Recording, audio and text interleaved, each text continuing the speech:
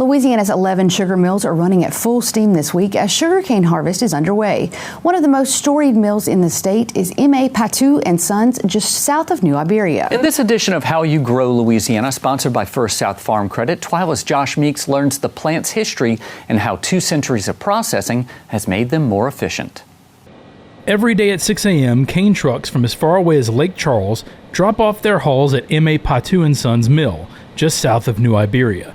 The mill's already up and running because it runs off the cane it crushes and has to keep processing 24/7.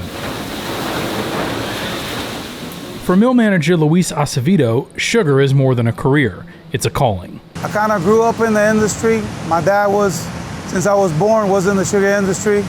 Obviously not here in the States, overseas. But he worked as a consultant for an engineering company out of Louisiana and worked in some world projects. Developing sugar mills.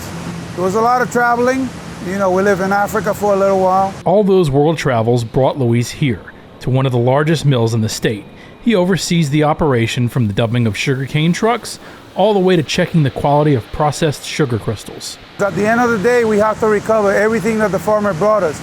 They grew the cane, and we have to extract that sugar to the maximum efficiency possible in the plant. That's something he's perfected over his 30 years at the mill. When I started in 1996 at Sterling Sugars,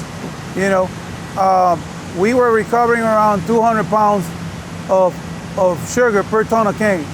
Currently, we are around 245 to 250. This mill is full of stories like that. It's been around for 2 centuries now. It's a legacy that CEO Randy Romero is proud to preserve. Back in the 70s, there were as many as 40 plus little sugar factory plantations across the Teche and the river regions. Today there's 11 sugar mills in Louisiana. The Patout family owns 3 of those 11 facilities. Patout was one of the most notable women of the 19th century.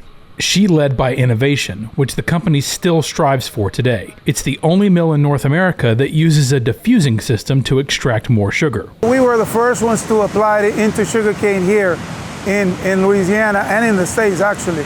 Acevedo hopes to continue innovating. He's even inspired the next generation of sugar mill workers, his nephews. One that graduated from LSU in May, and he's just started, this is his first crop season, working for us. And there's other 2, one in LSU and one at UL, studying engineering, and is the next generation of sugar man. There's a lot of history in our industry, family farms, generational farms.